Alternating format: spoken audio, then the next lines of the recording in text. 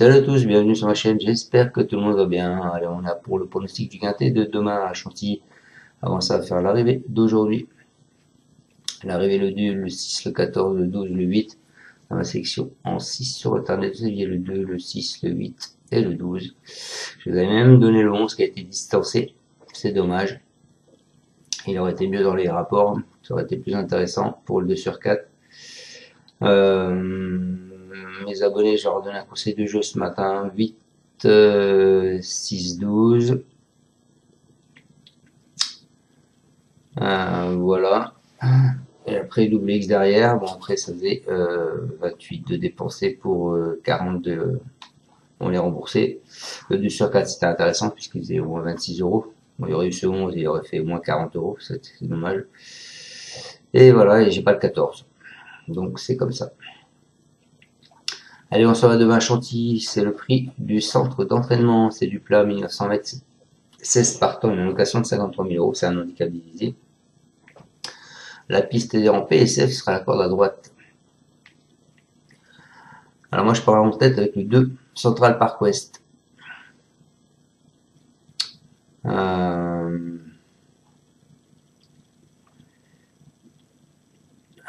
Mis à part sa 12e place le 10 janvier à Deauville, sur une distance désormais un peu courte pour lui, il se représentant de l'écurie Horse Mode fait preuve d'une belle régularité en compétition.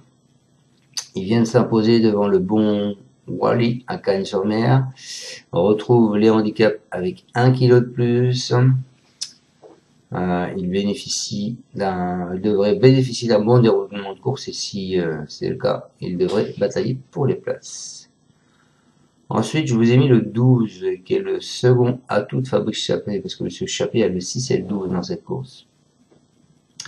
Lui, il s'est plus imposé depuis le mois de juin à Lyon-Paris. Il a ainsi vu sa valeur baisser de 45 à 35. Le 24 janvier, Michael Michel. Le 24 janvier, déjà avec Michael Michel, il a fourni un bel effort final. Et il s'est classé 4e, dominant plusieurs de séries de jours. Il a toutefois été d'un mauvais numéro à la corde. Mais vous verrez tout à l'heure que la corde, ça n'a pas trop d'importance. Ensuite, bah, écoutez, je vous ai mis le 14, qui est Tamise. C'est un fils de Le Havre. Il s'est révélé l'été dernier et enchaîne depuis les bonnes performances. En dernier lieu, face à ses seuls 4 ans à Deauville, il a fourni une superbe effort final et s'est classé 2e pour sa première tentative dans les quintets. S'il se représente dans un bel état de forme, il pourrait bien s'illustrer d'entrée de jeu. Ensuite, bah écoutez, je vous ai mis le 6, qui est un Believer. Depuis octobre 2023, ce cheval d'Antoine Gilbert n'a cessé de voir sa valeur diminuer avant de renouer avec le succès dans une deuxième épreuve le 24 janvier. Ce qui lui a valu une petite pénalisation de 5 livres. Il évolue toutefois dans un bel état de forme. En plus, il a hérité d'un bon numéro à la corde. Je pense qu'il va falloir s'en méfier. Ensuite, je vous ai mis, les amis, le 15, Kochenko. Lui, il est auteur d'un bon effort final dans une épreuve peu rythmée en dernier lieu. C'est un protégé de Jean-Louis Bouyenval. Il arrive de plus dans une condition physique avancée. 5e de cette épreuve l'année dernière. Il est passé en valeur 38. Il n'évolue qu'en 33 cette fois-ci. Il pourrait bien se placer. Et pour finir, écoutez, je vous ai mis le 1 qui est Chucho Boy. Il a été dominé lors de sa course de rentrée. C'est un concurrent d'Igor Handelstelv.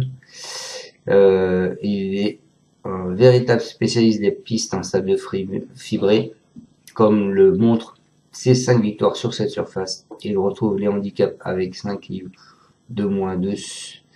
Et donc il se situe dans la zone de poids qui lui avait permis de s'imposer l'été dernier en 42,5 de valeur, alors que là il est en 41,5 lors de sa victoire.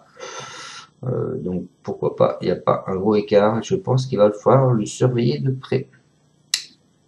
Voilà, donc je vous répète, ma sélection en tête, je vous ai mis le 2, Central Park West, ensuite je vous ai mis le 12, le Népalais, Ensuite le 14, Tamise. Ensuite le 6, I Am Believer. Ensuite le 15, Kochenko. Et je finis avec le 1 qui est Sio Boy.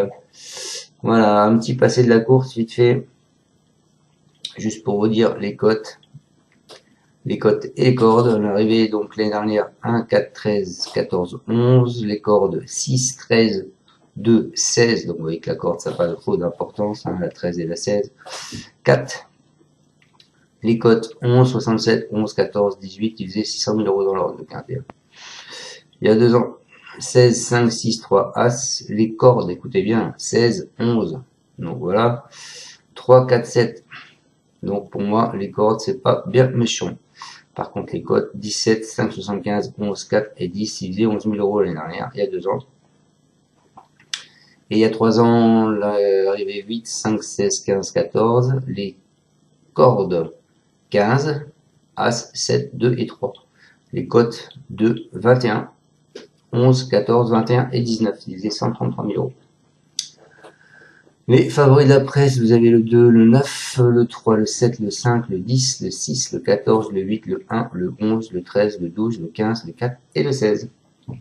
Voilà. Eh bien, écoutez, j'espère vous avoir bien pronostiqué ce quintet. On se retrouvera demain pour le pronostic du quintet d'Amiens, qui, je pense, est la première étape du GMT, il me semble.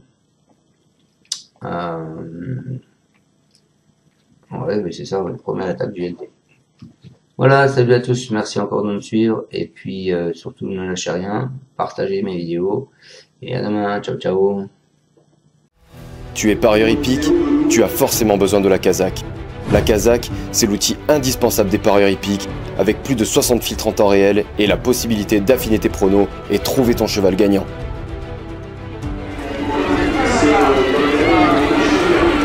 La Kazakh, l'outil indispensable des parieurs hippiques et des passionnés.